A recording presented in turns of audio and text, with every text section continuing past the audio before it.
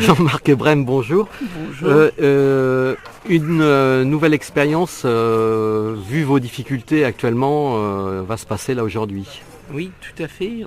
On est en période de test. On va faire un test grandeur nature ce matin pour essayer de récolter les bords des routes du département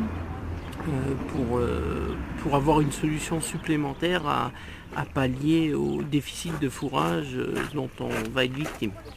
Alors cette sécheresse, déjà, elle sévit pour l'ensemble des agriculteurs, aussi bien céréaliers qu'éleveurs.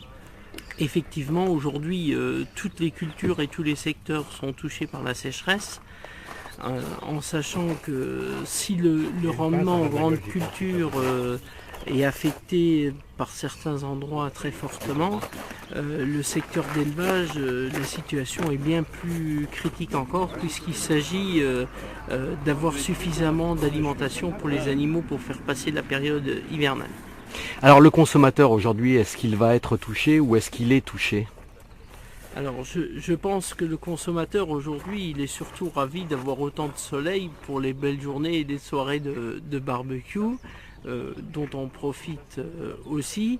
Mais très concrètement aujourd'hui, l'impact direct sur l'alimentation n'est pas...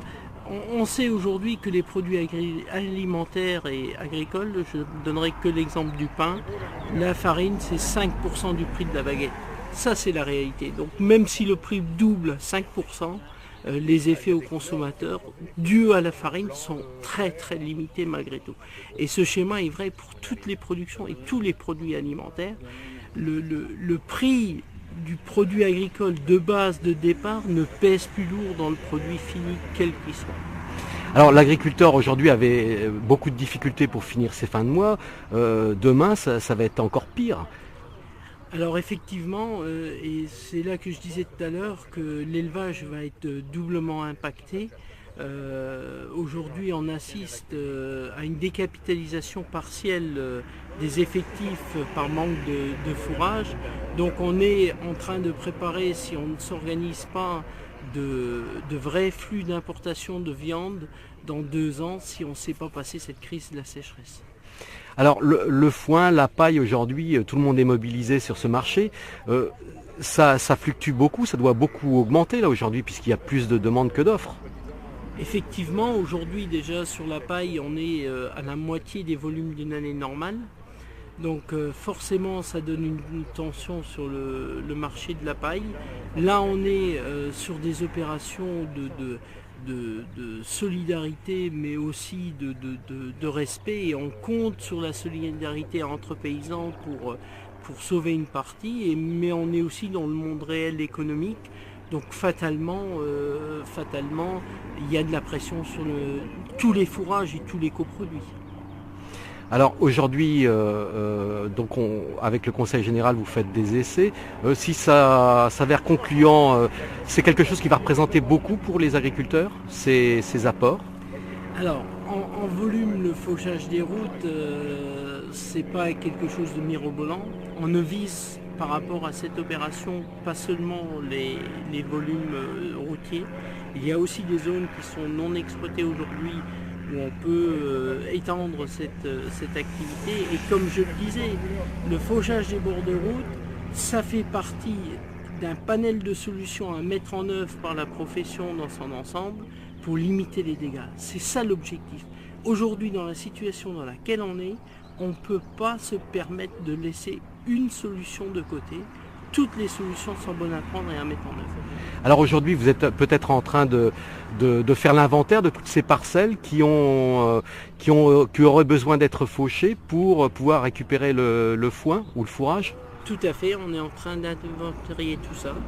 Et comme les autres pistes, on ne se focalise pas que sur ce sujet-là. Les cultures en dérobé vont faire partie d'un plan important à mettre en œuvre sur le département. La limitation de broyage, il faut absolument qu'aucun fourrage ne soit gaspillé à aucun endroit.